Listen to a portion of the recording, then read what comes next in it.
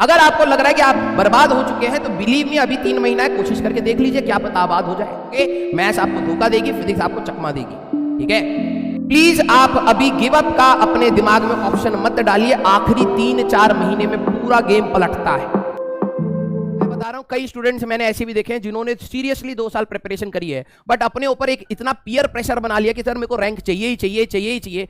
आखिरी दिसंबर में आके उनको अगर एक फॉर्मूला याद नहीं आ रहा होता तो वो स्ट्रेस लेना स्टार्ट कर देते हैं। उनके मार्क्स हल्के से 170 से 140 हो गए तो 30 मार्क उनके लिए ऐसा लगता है कि भाई साहब उनकी रैंक चली गई। वो एटीट्यूड नहीं सीख पाए। पढ़ा उन्होंने सारा। हर कौन गेम पलटता है वो जो यहां पर मेहनत करना स्टार्ट करता है, जो पहले से थोड़ा सीरियस था लेकिन यहां पर जो गेम पलटने का काम करना स्टार्ट होता है वो आपकी होती है रेगुलर कंसिस्टेंसी। अगर आप कंसिस्टेंट वे में पढ़ाई करना स्टार्ट करेंगे, लिटरली बता रहा हूं, यहां पर कई बच्चों का गेम पलटने वाला है। आपके बहुत सारे वीक पॉइंट्स होंगे, समझ लीजिए। कुछ बच्चे कह रहे हैं सर ऑर्गेनिक में वीक पॉइंट है, कुछ का इनऑर्गेनिक होगा, कुछ का फिजिकल होगा, कुछ का मैथ्स होगा, कुछ का फिजिक्स होगा। सबका अपना अपना वीक पॉइंट है। जब आप अपने वीक पॉइंट को ध्यान रख रहे हैं तो समझिए कि दूसरे का भी वीक पॉइंट होगा, लेकिन यस जो आपके स्ट्रेंथ है सबसे पहले उस पर काम किया जाए। ठीक है, कि आपके जो भी स्ट्रेंथ पॉइंट हैं जहां पर आप स्कोर कर रहे हो वहां पर आपको नेगेटिव नहीं खाने। अब बात आता है, कुछ होते हैं grey topics. Grey topics means which require some amount of practice. कुछ होते हैं ब्लैक टॉपिक्स जो आपको लगता है कि अब ऐसा टाइम नहीं है कि मैं उतने पेशेंस से पढ़ पाऊंगा, तो फॉर द टाइमिंग ब्लैक को छोड़ के आप ग्रे को उठाइए जो आपको लगता है थोड़ी बहुत मेहनत से हो पाए। शायद आपने रिवर्स स्टडिंग स्ट्रेटेजी नहीं सुनी है। होता है कि आप उल्टी तरीके से पढ़ना स्टार्ट करिए। हर चैप्टर का आखिरी, हर किताब, हर पार्ट का आखिरी और हर 11th का आखिरी, 12th का आखिरी, आपके ये सारे टॉपिक वीक टॉपिक्स हैं।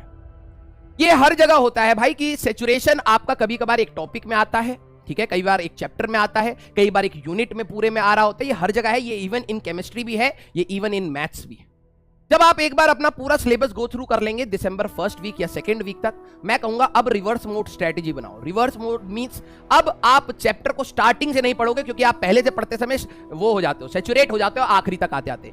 आप उल्टा स्टार्ट करोगे 12वीं से, और 12वीं के सिर्फ लास्ट टॉपिक्स ये आपको कवर करना है। 12th की 2nd बुक के लास्ट 2-3 चैप्टर अच्छे से पढ़ने हैं। हर चैप्टर का लास्ट टॉपिक अच्छे से पढ़ना है। यही सेम चीज थ्रू आउट आपको फिजिक्स, केमिस्ट्री, मैथ्स में करनी है। रिवर्स स्ट्रेटेजी आप देखो, ऑब्वियस सी बात है, आप पहले टॉपिक्स पे ज्यादा जान लगाते हो, आखिरी टॉपिक्स पे जान नहीं लगाते हो, इसलिए खराब होता है। तो 2 बार आपको अपने पूरे सिलेबस पे रिवर्स स्ट्रेटेजी मारनी है, जिससे कि जितना स्ट्रेंथ आपके फर्स्ट टॉपिक्स का है उतना ही स्ट्रेंथ आपके लास्ट टॉपिक्स का भी हो।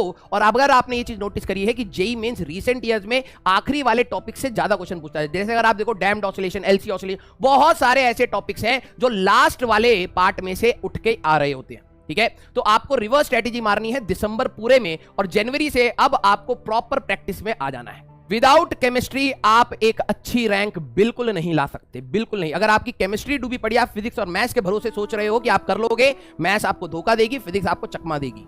ठीक है, क्लियर? अभी भी प्रोबेबिलिटी है, लेकिन अगर आपने ये 3 महीना बर्बाद कर दिए तो इसकी श्योरिटी बन जाएगी कि आपका रैंक नहीं आएगा। आप लाइफ में आगे जाएं या पीछे जाएं, मेरे को उससे नहीं पता, वो तो किस्मत पर भी है, हो सकता है चमक जाए। लेकिन यस, जो आप एग्जाम की तैयारी कर रहे हैं उसमें आप अच्छा स्कोर नहीं कर पाएंगे। मतलब कहते हैं ना, हथियार नीचे मत डालो, पढ़ते चले जाओ। नहीं समझ आ रहा कि आगे क्या होने वाला है, सोचो ही मत, बस पढ़ते चले जाओ आगे। क्लियर? अगर आपके कोई भी दो सब्जेक्ट गड्ढे में है, ठीक है, तो आपकी रैंक नहीं आएगी। अगर आपके तीनों सब्जेक्ट आपके हाथ में है, जिसमें 2 बहुत अच्छे हैं, एक नॉर्मल है, तो 500 से 2000 के बीच में रैंक आ जाएगी आपकी। और अगर आपके तीनों सब्जेक्ट बिल्कुल अच्छे हैं, आपने अच्छे से होल्ड बना रखा है, तब आप 500 के अंदर आएंगे।